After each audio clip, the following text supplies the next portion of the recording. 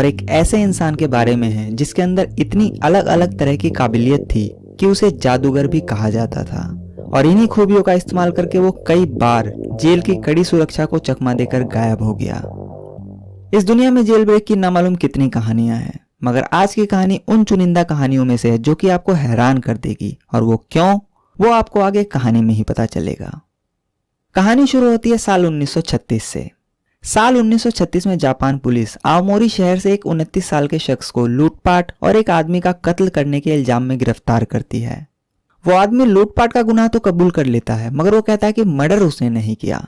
पर पुलिस उसे काफी ज्यादा टॉर्चर करती है और जबरदस्ती ये कबूल करवा लेती है कि कत्ल उसी ने किया है। इसके बाद जापान पुलिस उसे अदालत में पेश करती है और अदालत उसे आओमोरी जेल भेज देती है। हालांकि उसका मुकदमा अभी भी कोर्ट में चल ही रहा था। जिस आदमी को पुलिस ने गिरफ्तार किया उसका नाम था योशिए शिरातोरी। शिरातोरी का जन्म 31 जुलाई 1907 को जापान के ही आओमोरी शहर में हुआ था। बचपन में ही उसके पिता की मौत हो गई थी, इसलिए बहुत ही जल्द उसके ऊपर जिम्मेदारियों का बोझ आ गया और उसने 12-13 साल की उम्र से ही काम करना शुरू कर दिया था। पहले तो उसने एक टोफू की दुकान पर काम किया, मगर बाद में वो रूस के लिए मछुआरों के साथ केकड़ों को पकड़ने का काम करने लगा। लेकिन इन सब कामों से उसकी जरूरतें पूरी नहीं हो रही थी और वो जल्द से जल्द ज्यादा से ज्यादा पैसा कमाना चाहता था और इसी चाहत ने उसे क्राइम की दुनिया में ढकेल दिया। अब उसने लोगों को लूटना और चोरी करना शुरू कर दिया था और अपनी जिंदगी मजे से काट रहा था। इसी दौरान शिरातोरी एक लड़की से शादी भी करता है और फिर उसकी एक बेटी भी होती है। साल 1936 में लूटपाट के दौरान हुए एक कत्ल में जापान की पुलिस कातिल की तलाश में थी और इत्तेफाक से उन्हें योशिए शिरातोरी मिल जाता है। और क्योंकि वो एक पेशेवर चोर और लुटेरा था, इसलिए पुलिस उसे उठाकर आओमोरी जेल में डाल देती है, जबकि उसने वो कत्ल किया ही नहीं था। तो अब योशिए शिरातोरी आओमोरी की जेल में ही अपने दिन काट रहा था और उधर कोर्ट में सरकारी वकील शिरातोरी के लिए सजाए मौत की मांग कर रहे थे। इसी बीच एक सुबह जब जेल के गार्ड शिरातोरी के सेल के पास पहुंचे तो उन्होंने देखा कि शिरातोरी अभी भी सो रहा है। हर जेल के कुछ कायदे और कानून होते हैं जिनमें कैदियों को टाइम पर सोना, टाइम पर उठना और हर चीज टाइम के हिसाब से ही करनी होती है। शिरातोरी भी रोज उस रूल को फॉलो करता था, मगर उस दिन वो नहीं उठा। तो जेल के गार्ड को कुछ शक हुआ, इसलिए वो गार्ड उसके सेल में गया और गुस्से से उसकी चादर खींच दी। मगर चादर खींचते ही उसके होश उड़ गए, क्योंकि चादर के नीचे सिर्फ तकिया था और शिरातोरी गायब था। दरअसल शिरातोरी जब आओमोरी जेल पहुंचा तो वहां उसके साथ बहुत ही बुरा व्यवहार किया जाता था। उसे रोज मारा पीटा जाता और भद्दी भद्दी गालियां भी दी जाती। और ऐसा नहीं है कि यह सिर्फ उसी के साथ होता था, बल्कि उस जेल में हर कैदी के साथ ऐसा ही सुलूक किया जाता था। दरअसल उस दौरान जापान में जितने भी जेल थे उनमें से अगर एक दो को छोड़ दिया जाए तो लगभग सभी जेलों की हालत कुछ ऐसी ही थी और सभी जेलों में कैदियों के साथ ऐसे ही पेश आया जाता था। ऊपर से अदालत में सरकारी वकील शिरातोरी के जुर्म के लिए मौत की सजा की मांग कर रहे थे, जिसे कि उसने कभी किया ही नहीं था। इसलिए शिरातोरी मौत की सजा और जेल में हो रहे टॉर्चर से बचने के लिए वहां से भागने का प्लान बनाता है। सबसे पहले तो शुरुआती कुछ महीनों तक जेल के जो गार्ड होते हैं उनका पहरा देने का जो तरीका है उस पैटर्न को नोटिस करता है कि कब उनकी शिफ्ट चेंज होती है, कितनी देर में वो एक जगह से दोबारा गुजरते हैं और पहरा दिन में कितनी बार दिया जाता है। कुछ महीनों की निगरानी के बाद उसने ये नोटिस किया कि गार्ड की 2 पेट्रोलिंग के बीच 15 मिनट का गैप है। मतलब कि अगर एक गार्ड उसके सेल के सामने से गुजरा तो जो अगला गार्ड वहां से गुजरेगा उन दोनों के बीच 15 मिनट का गैप है और यही पैटर्न पूरे 24 घंटे चलता है। तो अब वो डिसाइड करता है कि उसे इन्हीं 15 मिनट के अंदर अपने सेल से निकलकर भागना होगा। मगर यहाँ दिक्कत ये थी कि उसे वहां से निकलने के लिए अपने सेल के दरवाजे के बाद भी 6 और दरवाजे खोलने थे और तभी वो इस जेल से बाहर निकल सकता था। और इन सभी 6 दरवाजों को खोलने के लिए उसके पास सिर्फ 15 मिनट का ही वक्त था। यहां आकर वो अपनी पहली काबिलियत का इस्तेमाल करता है और वो काबिलियत थी ताला खोलने की। दरअसल उसके अंदर एक ऐसा हुनर था कि अगर उसे लोहे का कोई भी छोटा सा तार या टुकड़ा मिल जाए तो वो मिनट से पहले किसी भी ताले को खोल सकता था। एक दिन उसने क्या किया कि जो बाल्टी उसे नहाने के लिए दी जाती थी उसके ऊपर जो तार बंधा था वो उस तार को किसी तरह चुरा लेता है। उसके बाद एक रात उसने भागने की पूरी तैयारी कर ली और जब सुबह 5:30 बजे के आसपास एक गार्ड उसके सेल के आगे से पहरा देकर निकला तो उसने सबसे पहले तो अपने बिस्तर के नीचे तकिया वगैरह रखकर इस तरह से एक शेप बनाया जिससे लगे कि वो वहीं सो रहा है। और फिर अगले 15 मिनट के अंदर उसने ना सिर्फ सभी 6 दरवाजों का ताला खोला बल्कि उन सभी दरवाजों को बंद भी किया ताकि किसी को सुबह तक कोई शक ना हो, और जेल से फरार हो गया। 15 मिनट बाद लगभग 5:45 पर जब गार्ड दोबारा उसके सेल के सामने से गुजरे तो उन्होंने देखा कि योशिए शिरातोरी अभी भी सो रहा है, जबकि चादर के नीचे सिर्फ उसका तकिया था। अगली सुबह जेल में और जेल के बाहर हर जगह शिरातोरी को ढूंढा गया, पर वो कहीं नहीं मिला क्योंकि तब तक वो जेल से काफी दूर निकल गया था। ये उसकी जिंदगी का पहला जेल ब्रेक था। मगर शिरातोरी की आजादी सिर्फ 3 दिन ही रही। हुआ है कि जेल से भागने के बाद शिरातोरी आओमोरी में ही छुपते छुपाते अपना वक्त काट रहा था, क्योंकि पुलिस उसे चारों तरफ ढूंढ रही थी। उसके पास ना तो पैसे थे और ना ही कुछ खाने को, इसलिए वो एक हॉस्पिटल में घुसता है और वहां कुछ सामान चुराने लगता है। मगर हॉस्पिटल के स्टाफ उसे पकड़ लेते हैं और फिर जापान पुलिस के हवाले कर देते हैं। पुलिस पहले से ही उसकी तलाश में थी और वो जैसे ही उन्हें मिला उन्होंने उसे दोबारा आओमोरी जेल में ही डाल दिया। इसके बाद शिरातोरी के ऊपर कत्ल और लूटपाट के साथ साथ जेल ब्रेक के चार्जेस भी जोड़ दिए गए और अदालत ने योशिए शिरातोरी को कत्ल, लूटपाट और जेल से भागने के इल्जाम में उम्र कैद की सजा सुनाई। शिरातोरी अपने अगले कई साल आओमोरी जेल में ही बिताता है। इसी बीच साल 1939 में दूसरा विश्व युद्ध शुरू हो जाता है, जिसमें कि पूरी दुनिया 2 हिस्सों में बंट जाती है। जापान जो है वो भी इस युद्ध का हिस्सा था और वो मित्र राष्ट्र यानी ब्रिटेन, अमेरिका, सोवियत संघ और फ्रांस जैसे देशों के खिलाफ लड़ रहा था।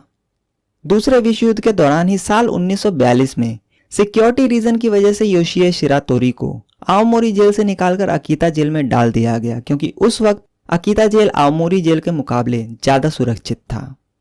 इसके अलावा जब अकीता जेल के गार्ड को पता चला कि शिरातोरी एक बार पहले भी जेल तोड़कर भाग चुका है, तो उन्होंने उसके लिए जेल में एक स्पेशल सेल बनवाया जिसका साइज इतना छोटा था कि उसमें सिर्फ एक आदमी ही सो सकता था।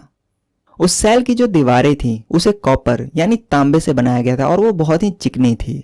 उस सेल की जो छत थी वो भी दूसरे सेल के मुकाबले 2 गुनी ऊंची थी। जो सेल का दरवाजा था वो भी जाली वाला नहीं बल्कि पूरा सॉलिड था और पूरे सेल में सिर्फ एक ही खिड़की थी जो कि उस सेल की सीलिंग पर थी, ताकि सेल में हवा और रोशनी आ सके।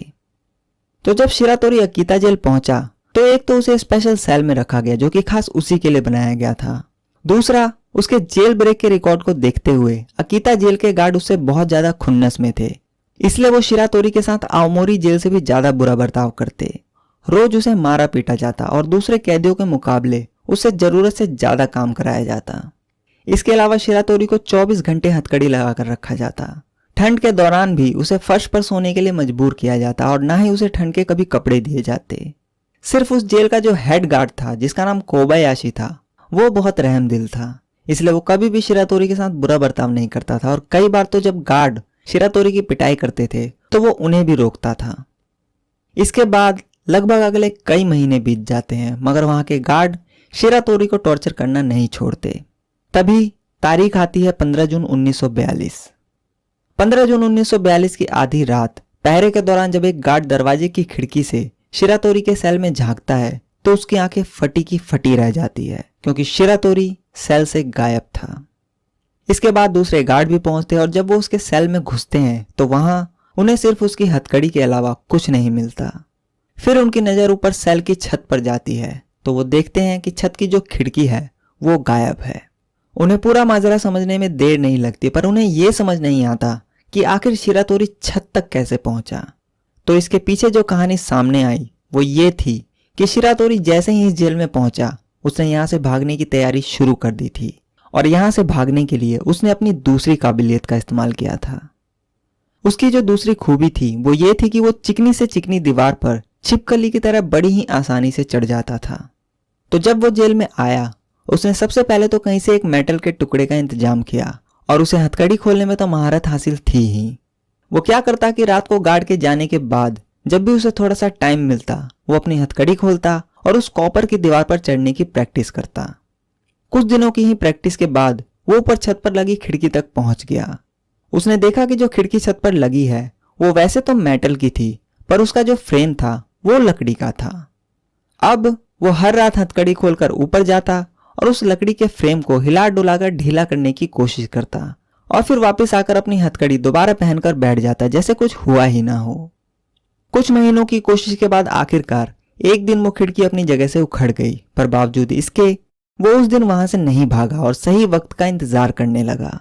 और जो सही वक्त आया वो तारीख थी 15 जून 1942 की। उस रात बहुत तेज बारिश के साथ साथ तूफान भी आया हुआ था।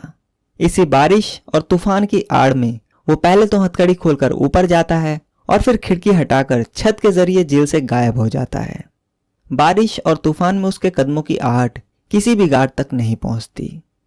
अकीता जेल से निकलने के बाद शिरातोरी अपने घर वापस जाना चाहता था, पर वो ये सोचकर अपने घर नहीं जाता कि पुलिस उसके घर की निगरानी कर रही होगी, इसलिए वो अकीता शहर में ही छुपते छुपाते अपनी जिंदगी काटने लगा।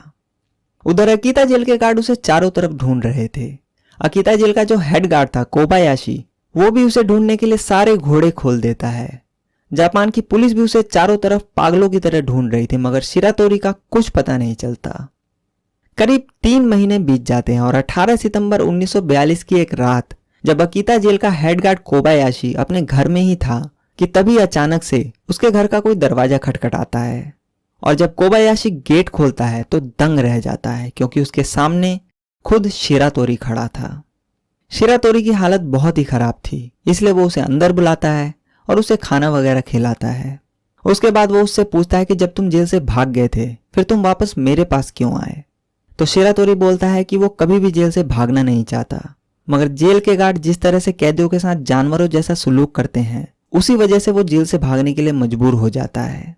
फिर शिरातोरी कोबायाशी से कहता है कि जेल में सिर्फ एक तुम ही थे जो मुझसे अच्छे से पेश आते थे, इसलिए मैं तुम्हारे पास आया हूं और तुम ही मेरी मदद कर सकते हो। शिरातोरी कहता है कि वो सरेंडर करना चाहता है, पर पुलिस के सामने नहीं बल्कि जापान की जस्टिस डिपार्टमेंट के सामने, ताकि वो उन्हें जेल में हो रहे कैदियों के साथ बुरे बर्ताव के बारे में बता सके। शिरातोरी की पूरी बात सुनने के बाद कोबायाशी उसे दिलासा देता है और कहता है कि वो उसकी जरूर मदद करेगा, मगर कोबायाशी अपना वादा पूरा नहीं करता। और जब शिरातोरी किसी काम से बाथरूम में जाता है तो इधर वो फोन करके पुलिस को बुला लेता है। थोड़ी देर बाद ही जापान पुलिस कोबायाशी के घर पहुंच जाती है और योशिए शिरातोरी को गिरफ्तार कर लेती है। शिरातोरी अपने साथ हुए धोखे के बाद ये तय करता है कि आज के बाद वो किसी पर भी विश्वास नहीं करेगा। खैर, शिरातोरी के पकड़े जाने के बाद उसके ऊपर जेल से भागने के जुर्म में दोबारा से मुकदमा चलाया जाता है और इस जेल ब्रेक के लिए उसकी उम्र कैद में 3 साल की सजा और जोड़ दी जाती है। अदालत में सुनवाई के दौरान शिरातोरी अपनी गलती कबूल करता है और कहता है कि वो दोबारा जेल जाने के लिए पूरी तरह से तैयार है, पर वो ये भी कहता है कि उसे टोक्यो की जेल में भेजा जाए। उस वक्त जो टोक्यो की जेल थी उसकी कंडीशन जापान के बाकी जेलों के मुकाबले काफी अच्छी थी और वहां का मौसम भी गर्म था, मगर अदालत शिरातोरी की इस अपील को ठुकरा देती है और उसके 2 जेल ब्रेक की हिस्ट्री को देखते हुए उसे आबाशिरी जेल में भेज देती है, जो कि जापान में होकाइडो के सबसे उत्तरी भाग में मौजूद था। आबाशिरी जेल का यह इतिहास था कि आज तक उस जेल से कोई भी कैदी नहीं भाग पाया, क्योंकि उस जेल की सुरक्षा बहुत ही जबरदस्त थी और अगर किसी ने वहां से भागने की कोशिश भी की तो उसे सीधे गोली मार दी गई। आबाशिरी जेल में जापान के सबसे खतरनाक और खूंखार मुजरिमों को रखा जाता था। एक बार को अगर ये मान भी लिया जाए कि कोई कैदी सारी सुरक्षा को मात देकर और गार्ड की नजर से बचकर जेल से बाहर भी आ गया, तब भी उसका बच पाना नामुमकिन था, क्योंकि जेल के चारों तरफ कई किलोमीटर तक सिर्फ बर्फ से ढकी पहाड़ियां थी। उस पूरे इलाके में साल के कई महीने बर्फ पड़ती थी और यहां तक कि गर्मियों में भी वहां का तापमान 0 डिग्री से नीचे रहता था। इसलिए उस जेल को जापान का एल्कैट्रस जेल भी कहा जाता था, जिस जेल की कहानी मैंने आपको एक बार पहले सुनाई थी। तो अब योशिए शिरातोरी आबाशिरी जेल पहुंचता है और उस जेल में भी उसके लिए एक स्पेशल सेल बनाया जाता है। इस बार भी सभी खिड़की और दरवाजों को बहुत मजबूत बनाया जाता है। हालांकि इस बार जो खिड़की का साइज बनाया गया वो उसके शरीर के मुकाबले छोटा बनाया गया, ताकि वो अगर किसी तरह खिड़की का फ्रेम हटा भी दे तब भी वो वहां से नहीं निकल सके। आबाशिरी जेल के गार्ड भी शिरातोरी के ऊपर अपनी पूरी खुन्नस निकालते, उसे बुरी तरह पीटते, गालियां देते, मजाक उड़ाते और कहते कि यहां से भाग के दिखा। एक दिन तो कई गार्डों ने मिलकर शिरातोरी को इतना पीटा कि उसने गुस्से में उन गार्डों के सामने ही अपनी हथकड़ी तोड़ दी और ये चैलेंज किया कि वो वहां से भाग जाएगा। ये देखकर उन गार्डों की हवा खराब हो गई और उन्हें उसकी तीसरी काबिलियत के बारे में पता चला, जो कि थी उसकी सुपर ह्यूमन जितनी ताकत, जिसका नमूना वो लोहे की हथकड़ी तोड़कर दिखा चुका था। आबाशिरी जेल के गार्ड उसकी इस ताकत को देखने के बाद समझ गए कि शिरातोरी के लिए नॉर्मल हथकड़ी को खोलना या तोड़ना बाएं हाथ का काम है। इसलिए उन्होंने उसके लिए एक स्पेशल हथकड़ी और बेड़ियां बनवाई। उन हथकड़ी और बेड़ियों की खास बात यह थी कि उनमें कहीं भी चाबी लगाने की कोई जगह नहीं थी, इसलिए किसी भी चीज से उसे खोल पाना पॉसिबल ही नहीं था। और उन दोनों का ही वजन 20-20 किलो था, इसलिए उसे तोड़ पाना भी इंसानी काबिलियत से परे था। तो अब उन हथकड़ियों और बेड़ियों को शिरातोरी को पहना दिया गया और उसे 24 घंटे उन्हीं में रखा जाता। खाना खाने के वक्त भी उसकी ये हथकड़ियां नहीं खोली जाती, जिसकी वजह से वो खाना भी ऐसे खाता जैसे जानवर खाते हैं। और उन हथकड़ी की वजह से उसे सोने में भी बहुत परेशानी होती थी। हर 2-3 हफ्ते में सिर्फ एक बार उसके नहाने धोने और कपड़े बदलने के लिए उन हथकड़ियों को खोला जाता था। और उसे खोलने के लिए भी बाहर से 2 स्पेशल कारीगर आते थे, जिन्हें उस हथकड़ी और बेड़ियों को खोलने में लगभग 2 घंटे लग जाते थे। इसके बाद करीब 1 साल गुजर गया और तारीख आई 26 अगस्त 1944 की। तो जैसा कि मैंने आपको पहले बताया कि उस वक्त दूसरा विश्व युद्ध चल रहा था, इसलिए 26 अगस्त 1944 की रात जापान में वॉर टाइम ब्लैकआउट घोषित किया गया था। वॉर टाइम ब्लैकआउट जो है वो दरअसल युद्ध के दौरान तब घोषित किया जाता है जब दुश्मन देश का प्लेन रात में अटैक करता है। इस दौरान घर की सभी लाइटें बंद कर दी जाती है और सभी दरवाजों और खिड़कियों को बंद करके उन्हें काले कपड़े से ढक दिया जाता है, ताकि रात के वक्त जरा सी भी रोशनी बाहर ना आए और दुश्मन देश के जहाज को उनका टारगेट ना मिले। तो 26 अगस्त 1944 की रात जब पूरे जापान में वॉर टाइम ब्लैकआउट घोषित था, उसी रात आबाशिरी जेल के एक गार्ड को छत पर किसी के चलने की आवाज आती है। इसलिए वो चेक करने के लिए बाहर आता है, पर उसे वहां कोई नहीं मिलता। पर इसी दौरान जब वो योशिया शिरातोरी के सेल में झांकता है तो उसके पैरों तले जमीन खिसक जाती है, क्योंकि जो 20 किलो की हथकड़ी शिरातोरी को पहनाई गई थी वो एक कोने में पड़ी थी और शिरातोरी तीसरी बार जेल तोड़कर भाग चुका था। तो अब सवाल आता है कि आखिर कैसे, और इसका जवाब है कि शिरातोरी इस जेल ब्रेक की तैयारी पिछले 6 महीने से कर रहा था। दरअसल शिरातोरी को खाने के साथ रोज एक कटोरी मीसो सूप भी दिया जाता था। वो क्या करता कि डेली उस मीसो सूप में से थोड़ा सा सूप कटोरी में बचा लेता, और जब गार्ड उसे नहीं देख रहे होते तो उस बचे हुए मीसो सूप को थोड़ा थोड़ा अपने मुंह में भरता और फिर अपने सेल के दरवाजे पर जो लोहे की खिड़की बनी हुई थी, जिससे कि गार्ड उस पर नजर रखते थे, उस खिड़की के बोल्ट पर गिरा देता। इसके अलावा वो इस मीसो सूप को अपनी हथकड़ी और बेड़ियों के जोड़ पर भी गिराता था। ये काम वो पिछले लगभग 6 महीनों से लगातार कर रहा था, और ये करने के पीछे उसका जो मकसद था वो ये था कि मीसो सूप के अंदर जो नमक होता है, उस नमक की वजह से लोहे की हथकड़ी और दरवाजे के मेटल फ्रेम में जंग लगाना। 6 महीने की लगातार कोशिश के बाद उसका यह पैतरा काम कर गया और लोहे और नमक के रिएक्शन की वजह से उनमें जंग लगनी शुरू हो गई। अगस्त 1944 की तारीख आते आते एक एक कर दरवाजे की खिड़की पर लगे सभी नट और बोल्ट में जंग लग चुकी थी। 26 अगस्त 1944 की रात वॉर टाइम ब्लैकआउट की वजह से जब पूरे जापान में अंधेरा था, उसका फायदा उठाकर उसने सबसे पहले अपनी पूरी ताकत लगाकर जंग लग चुकी अपनी हथकड़ी और बेड़ियों को तोड़ दिया। पता नहीं उसमें इतनी ताकत कहां से आती थी। इसके बाद उसने अब दरवाजे की खिड़की के बोल्ट को भी खोलकर उस खिड़की को फ्रेम सहित बाहर निकाल दिया। पर अब भी एक प्रॉब्लम थी, और वो ये कि उस सेल की सभी खिड़कियों का साइज उसके बॉडी के साइज से छोटा बनाया गया था। इसलिए खिड़की का फ्रेम हटाने के बाद भी इतनी जगह नहीं थी कि वो उसमें से बाहर निकल सके। यहां आकर उसने अपनी चौथी काबिलियत का इस्तेमाल किया, और वो काबिलियत ये थी कि अपने शरीर की हड्डियों के जॉइंट्स को डिसलोकेट करके अपने शरीर का साइज छोटा या बड़ा करना। शिरातोरी ने क्या किया कि सबसे पहले तो अपने अंडरवियर को छोड़कर अपने सारे कपड़े निकाल दिए और फिर अपने दोनों कंधों को डिसलोकेट कर उस खिड़की के जरिए अपने सेल से बाहर आ गया।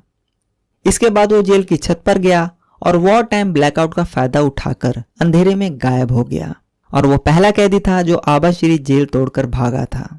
उसे पता था कि वॉर टाइम ब्लैकआउट की वजह से कम उस रात तो जेल के गार्ड उसकी ज्यादा खोजबीन नहीं करेंगे और उसे उस एरिया से निकलने के लिए पूरी रात का वक्त मिल जाएगा, और ठीक ऐसा ही हुआ। आबाशिरी जेल के गार्ड ने उस रात तो शिरातोरी को ज्यादा नहीं ढूंढा, पर अगली सुबह उसे चारों तरफ ढूंढा गया, मगर वो कहीं नहीं मिला। इसके बाद उन्होंने अगले कई दिनों तक थोड़ा और आगे जाकर भी उसे चारों तरफ ढूंढा, मगर उन्हें बर्फ से ढकी पहाड़ी और जानवरों के अलावा कुछ नहीं मिला। इसलिए वो पहली बार थोड़े से खुश हुए, क्योंकि उन्हें पता था कि अगर शिरातोरी किसी तरह इन जानवरों से बच भी गया तो भी ये ठंड उसकी जान ले लेगी। कई महीनों की खोजबीन के बाद जब शिरातोरी कहीं नहीं मिला तो उन्हें यकीन हो गया कि वो अब मर चुका है या फिर किसी जंगली जानवर ने उसे अपना शिकार बना लिया। धीरे धीरे वक्त के साथ ये खोजबीन ठंडी पड़ती गई। इसी बीच अगस्त 1945 में अमेरिका ने जापान के ऊपर एटम बॉम्ब गिरा दिया और जापान ने सरेंडर कर दिया, जिसकी वजह से अब अमेरिका ने जापान का पूरा कंट्रोल अपने हाथों में ले लिया। और क्योंकि योशिए शिरातोरी को जेल से भागे हुए काफी वक्त बीत चुका था, इसलिए धीरे धीरे शिरातोरी का केस भुला दिया गया और अमेरिकी कंट्रोल की वजह से दूसरी चीजों पर ज्यादा फोकस दिया जाने लगा। करीब 2 साल बाद साल 1946 के अंत में जापान पुलिस साप्रो नाम की एक जगह से एक आदमी को कत्ल के इल्जाम में गिरफ्तार करती है। पर जब उस कातिल की पहचान सामने आई तो पता चला कि ये तो योशिए शिरातोरी है, जो कि पहले से ही एक उम्र कैद की सजा काट रहा है और उसके ऊपर 3 बार जेल से भागने का इल्जाम भी है। इसके बाद योशिए शिरातोरी ने पुलिस को पिछले 2 साल की कहानी सुनाई और वो कहानी कुछ यूं थी कि आवाशिरी जेल से भागने के बाद उसे आगे जाकर बर्फ से ढकी पहाड़ियों के बीच एक गुफा मिली और उसने उसी गुफा को अपना घर बना लिया। ठंड से बचने के लिए वो आग का सहारा लेता और छोटे मोटे जानवरों का शिकार करके अपना पेट भरता। अगले 2 सालों तक वो इसी तरह पूरी दुनिया से कटकर अपना वक्त गुजारता रहा। पर जब 2 साल बीत गए तो उससे रहा नहीं गया और वो बाहर आ गया। लेकिन जैसे ही वो लोगों के बीच पहुंचा तो दंग रह गया। उसने देखा कि चारों तरफ अमेरिकी सैनिक घूम रहे हैं। जापानी भाषा के अलावा इंग्लिश लैंग्वेज में भी सब चीजें लिखी हुई हैं और जापानी औरतें अमेरिकी लोगों के साथ घूम रही हैं। उसे अपनी आंखों पर विश्वास नहीं हुआ। उसने फौरन अखबार टटोलना शुरू किया। तब जाकर उसे पता चला कि अमेरिका ने हिरोशिमा और नागासाकी पर एटम बम गिराए थे, जिसकी वजह से जापान ने पिछले साल ही सरेंडर कर दिया और सेकेंड वर्ल्ड वॉर अब खत्म हो चुका है। तो अब क्योंकि अमेरिका पूरे जापान का कंट्रोल अपने हाथ में ले चुकी थी, इसलिए उसने सोचा कि अब पूरी दुनिया से छुपने का कोई फायदा नहीं, क्योंकि अब तक तो सब उसे भूल चुके होंगे। उसकी ये सोच काफी हद तक सही भी थी, इसलिए उसने अब यह फैसला किया कि वो वापस अपने बीवी बच्चों के पास जाएगा। शिरातोरी अगले लगभग 50 दिनों तक पैदल सफर तय करके साप्रो पहुंचता है, मगर वहां पहुंचते ही वो एक गलती कर देता है। होता यह है कि अपने सफर के दौरान जब वो साप्रो पहुंचा तो उसे बहुत भूख लगी थी कि तभी उसे एक टमाटर का खेत दिखता है और वो उस खेत में से बिना पूछे टमाटर तोड़कर खाने लगता है। मगर उसी वक्त उस खेत का किसान वहां पहुंच जाता है और उसे लगता है कि ये कोई चोर है, क्योंकि उस वक्त उस इलाके में बहुत चोरी हो रही थी। इसलिए वो किसान शिरातोरी के ऊपर अपनी कुदाल से हमला कर देता है। अपना बचाव करने के चक्कर में शिरातोरी भी किसान के ऊपर हमला कर देता है और गलती से किसान को कुदाल लग जाती है, जिसकी वजह से उसकी मौत हो जाती है। जब लोकल लोग ये देखते हैं तो वो शिरातोरी को पकड़ लेते हैं और फिर पुलिस के हवाले कर देते हैं। तो योशिए शिरातोरी अपनी तीसरी जेल ब्रेक के लगभग 2 साल बाद एक बार फिर पुलिस के कब्जे में था। इसके बाद उसे साप्रो की जिला अदालत में पेश किया जाता है। शिरातोरी कोर्ट में अपील भी करता है कि उस किसान की मौत हाथापाई में सेल्फ डिफेंस की वजह से हुई है, पर कोर्ट में उसकी एक भी बात नहीं सुनी जाती और इस कत्ल के लिए साल 1947 में उसे सीधे मौत की सजा सुनाई जाती है। इसके बाद उसे साप्रो जेल भेज दिया जाता है। साप्रो जेल में भी शिरातोरी के लिए एक स्पेशल सेल बनाया जाता है, जिसकी दीवार, छत और दरवाजों को स्टील का इस्तेमाल करके काफी मजबूत बनाया गया। और इस बार जो उसके सेल में खिड़कियां बनाई गई वो शिरातोरी के सर के साइज से भी छोटी बनाई गई, ताकि अगर किसी तरह वो उन्हें उखाड़ भी दे तब भी बाहर नहीं निकल सके, क्योंकि वो अपने शरीर का साइज तो छोटा बड़ा कर सकता था पर वो अपने सर का साइज नहीं बदल सकता था। इसके अलावा 6 हथियारबंद गार्ड को स्पेशल अपॉइंट किया गया, जो शिरातोरी के ऊपर 24 घंटे नजर रखते थे। इस बार उसे कोई हथकड़ी भी नहीं पहनाई गई, क्योंकि उन्हें अपनी सुरक्षा पर पूरा विश्वास था और पहनाते तो भी कोई फायदा नहीं था, क्योंकि हथकड़ी खोलने में तो वो उस्ताद था। तो अब शिरातोरी साप्रो जेल में ही अपने दिन काट रहा था और अपनी फांसी का इंतजार कर रहा था। मगर जब वो साप्रो जेल में पहुंचा तो वो अक्सर अपने सेल की छत को देखता, जो कि काफी ऊंची थी, और रोज ऐसा ही करता। जो 6 गार्ड उसके ऊपर 24 घंटे नजर रखते थे, वो जब शिरातोरी को ऐसा करते देखते तो वो उसके ऊपर हंसते और सोचते कि वो फिर से सेल की छत से भागने का प्लान बना रहा है। वक्त वक्त पर वो गार्ड शिरातोरी की सेल की छत, दीवार और खिड़कियों को चेक भी करते, पर उन्हें कुछ नहीं मिलता। कुछ महीनों बाद शिरातोरी ने एक नई आदत डाल ली। वो क्या करता कि उसने बहुत ज्यादा सोना शुरू कर दिया।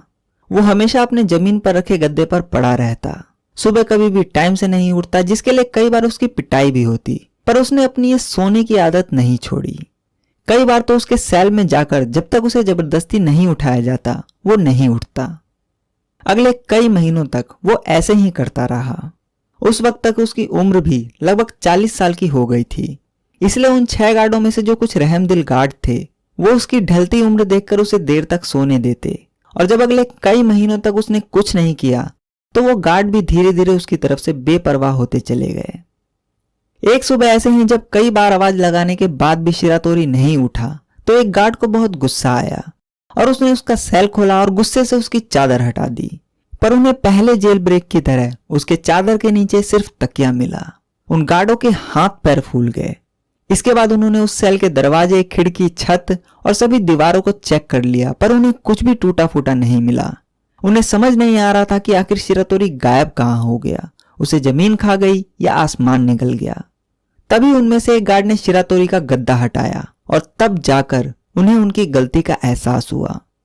दरअसल उन्होंने शिरातोरी के जेल ब्रेक के इतिहास को देखते हुए उसकी हथकड़ियों से लेकर पूरी दीवार, खिड़कियां और छत को तो मजबूत कर दिया, मगर वो जमीन की तरफ देखना भूल गए, क्योंकि जब उन्होंने उसका गद्दा हटाया तो उन्हें उसके ठीक नीचे एक सुरंग मिली।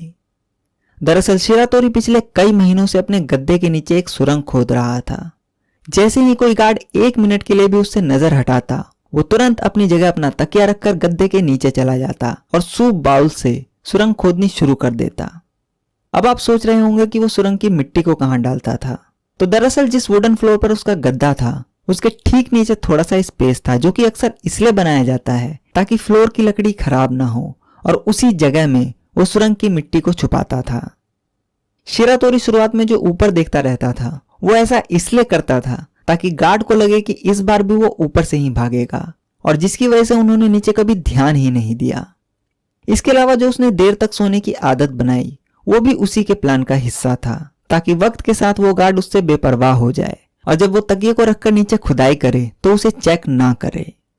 कुछ महीनों बाद जब शिरातोरी ने सुरंग तैयार कर ली तो वो उस सुरंग के जरिए साप्रो जेल से भी भाग गया, और ये उसकी चौथी जेल ब्रेक थी। इसके बाद योशिया शिरातोरी को कई जगह ढूंढा गया पर वो कहीं नहीं मिला। उधर शिरातोरी साप्रो जेल से भागने के बाद अगले तकरीबन 1 साल तक ऐसे ही इधर उधर छुपता छुपाता घूमता रहा और साल 1948 आ गया। उस वक्त तक शिरातोरी पुलिस से भागते भागते थक चुका था, क्योंकि उसकी उम्र भी हो चुकी थी। एक दिन शिरातोरी साप्रो शहर के एक पार्क में बेंच पर बैठा हुआ था। तभी एक पुलिस ऑफिसर उसके बगल में आके बैठ गया और सिगरेट पीने लगा, जिसे देखकर शिरातोरी घबरा गया। पहले तो उसने सोचा कि वो वहां से उठकर चला जाए, पर फिर उसने सोचा कि कहीं उस पुलिस ऑफिसर को शक न हो जाए, इसलिए वो वहीं बेंच पर बैठा रहा। इतने में उस पुलिस ऑफिसर ने अपनी सिगरेट का डब्बा निकाला और एक सिगरेट शिरातोरी को भी ऑफर किया। शिरातोरी ये देखकर दंग रह गया, क्योंकि उस जमाने में सिगरेट को एक लग्जरी आइटम माना जाता था और सिर्फ रईस लोग ही सिगरेट पिया करते थे। खैर, जब उस ऑफिसर ने शिरातोरी को सिगरेट ऑफर की तो शिरातोरी ने सिगरेट ले ली और पीने लगा। पर सिगरेट पीते पीते शिरातोरी की आंखें भर आई, क्योंकि आज तक जितने भी पुलिस वाले उसे मिले सभी ने उसके साथ जानवरों जैसा ही सुलूक किया था। जिसे गार्ड पर उसने भरोसा करके अपनी कहानी बताई उसने भी उसे धोखा दिया। पर जब एक पुलिस वाला जो कि अपनी यूनिफॉर्म से काफी ऊंची रैंक का लग रहा था उसने ऐसे ही उसे सिगरेट ऑफर की तो उसके इस बर्ताव और सम्मान ने उसे अंदर तक हिला दिया और उसे एहसास हुआ कि हर पुलिस वाला एक जैसा नहीं होता, और वो बहुत ही गिल्टी महसूस करने लगा। इसके बाद शिरातोरी उस पुलिस ऑफिसर को अपना पूरा नाम बताता है, जिसे सुनने के बाद वो पुलिस ऑफिसर भी चौंक जाता है। फिर शिरातोरी उसे अपनी पूरी कहानी सुनाता है और ये भी बताता है कि वो हर बार जेल से क्यों भागा। इस बार शिरातोरी ने जिस पुलिस ऑफिसर पर विश्वास किया वो ईमानदार निकला, और शिरातोरी की कहानी सुनने के बाद उसने उसे जापान की जस्टिस डिपार्टमेंट के सामने पेश किया, जहां उसने जेल में कैदियों के साथ हो रहे जानवरों जैसे बर्ताव के बारे में बताया। इसके बाद शिरातोरी को साप्रो की हाई कोर्ट में पेश किया गया, और जब उन्होंने उसके केस की सही से जांच की तो पाया कि शिरातोरी ने जिस किसान का मर्डर किया था वो गलती से सेल्फ डिफेंस में हुआ था। इसके अलावा वो जितनी बार भी जेल तोड़कर भागा उसने कभी भी ना तो किसी गार्ड को मारा और ना ही कोई नुकसान पहुंचाया, जबकि जेल के गार्ड उसे हमेशा ही टॉर्चर किया करते थे। इसलिए साप्रो हाई कोर्ट ने योशिए शिरातोरी की मौत की सजा को खारिज करके 20 साल की सजा सुनाई। इस बार उसकी इस अपील को भी मान लिया गया कि उसे टोक्यो की जेल में रखा जाए और उसे टोक्यो की फूचू जेल में भेज दिया गया। फूचू जेल में भी उसके न भागने के सारे इंतजाम किए गए, पर क्योंकि फूचू जेल टोक्यो जापान में था इसलिए वहां का मौसम गर्म था और वहां के गार्ड भी शिरातोरी के साथ अच्छे से पेश आते थे। इसलिए इस बार वो अपनी पूरी सजा उसी जेल में काटने का फैसला करता है और वहां से नहीं भागता। करीब 14 साल बाद साल 1961 में योशिए शिरातोरी के अच्छे व्यवहार की वजह से उसे पैरोल पर जेल से रिहा कर दिया जाता है और यह पहली बार था जब शिरातोरी किसी जेल से लीगल तरीके से बाहर आया था और अब उसे किसी पुलिस का कोई डर नहीं था। इसके बाद वो आओमोरी जाता है जहां उसका परिवार था, लेकिन जब शिरातोरी घर पहुंचा तो उसे पता चला कि कुछ साल पहले उसकी बीवी की मौत हो गई, मगर उसकी बेटी अभी भी वहीं रह रही थी और वो अब बड़ी हो चुकी थी। अगले कई साल कुछ छोटे मोटे काम करके वो अपनी बेटी के साथ ही गुजारता है और 24 फरवरी 1979 को 71 साल की उम्र में हार्ट अटैक की वजह से योशिए शिरातोरी की मौत हो जाती है। तो कुल मिलाकर जापान के इतिहास में योशिए शिरातोरी इकलौता ऐसा इंसान था जिसके जेल से ना भागने के लिए सारे तरीके अपना लिए गए, पर बावजूद इसके वो जेल तोड़कर भाग गया, और वो भी 1 या 2 बार नहीं बल्कि पूरे 4 बार। बाद में जब उसकी कहानी जापान के आम लोगों तक पहुंची तो शिरातोरी को एक एंटी हीरो की तरह माना जाने लगा। इसके अलावा जापान की कानून व्यवस्था में जो सुधार आया उसका श्रेय भी शिरातोरी को ही दिया जाता है। योशिए शिरातोरी की जिंदगी के ऊपर बाद में कई किताबें भी लिखी गई और कुछ फिल्में भी बनी। जिस तरह से शिरातोरी मिसो सूप का इस्तेमाल करके आबाशिरी जेल से भागा था वो इतना मशहूर हुआ कि बाद में उस जेल के एक हिस्से को म्यूजियम में बदल दिया गया और आज भी उस म्यूजियम में उसका एक पुतला लगा है कि वो किस तरह इस जेल से भागा। तो अगर आप कभी जापान के आबाशिरी जाएं तो उस म्यूजियम में भी जरूर जाइएगा। तो ये थी पूरी कहानी योशिए शिरातोरी की। मुझे उम्मीद है कि आप सभी को मेरी जानकारी जरूर पसंद आई होगी। आप चाहें तो सुपर थैंक्स के जरिए इस चैनल की मदद कर सकते हैं। इसके अलावा आप चाहें तो मुझे इंस्टाग्राम या ट्विटर पर भी फॉलो कर सकते हैं, लिंक आपको डिस्क्रिप्शन में मिल जाएगा। और आप अपनी बात इस मेल आईडी पर मुझे मेल भी कर सकते हैं। तो मैं मिलूंगा अब आपसे अगली